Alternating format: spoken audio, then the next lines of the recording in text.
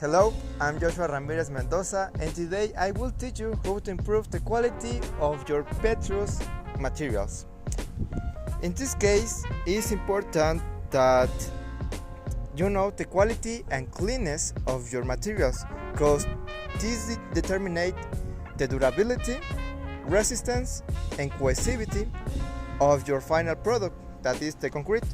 So, if you are going to select these materials, you must have in mind to select these materials depending of the structure that you want, because it isn't the same for a pillar than a slab.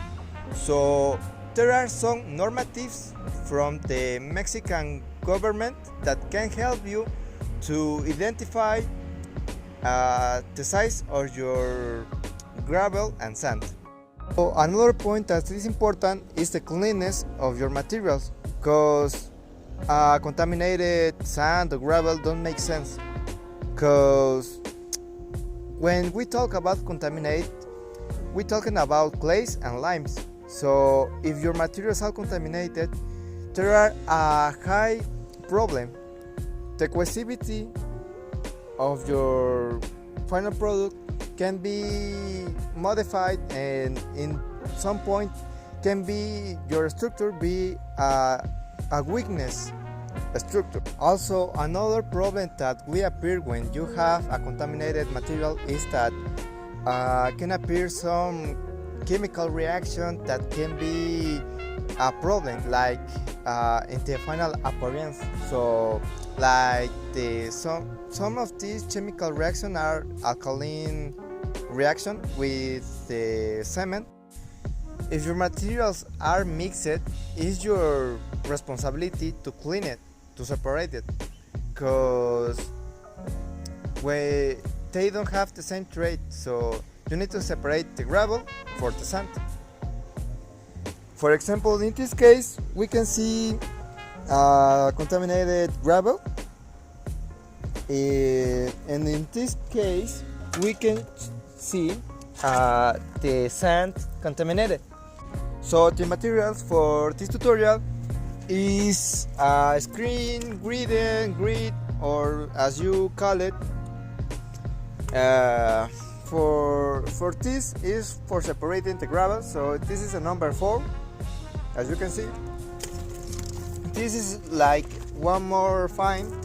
This is like a number 100, and shovel, and finally a bucket. So we are pretending to separate the gravel from the sand and the lime. This grind is the number 4, that is the size of 4.75 millimeters. So the first thing is to shake it. As you can see, there are some material that is contaminated, but also is not classified like gravel. This is sand contaminated. The next point is to repeat this step. As you can see, there are the final sand with some contamination, and in this part there are the gravel cleaned and separated. After separating the gravel from the sand and the clay, this is the result. This is sand contaminated because the gravel is apart. So the next part is to separate the sand from the clay and dirt and lime. So the step is the same, so repeat it. We put some of the sand on the ground,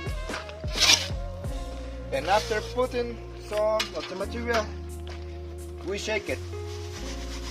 In this case, there are some particles like this.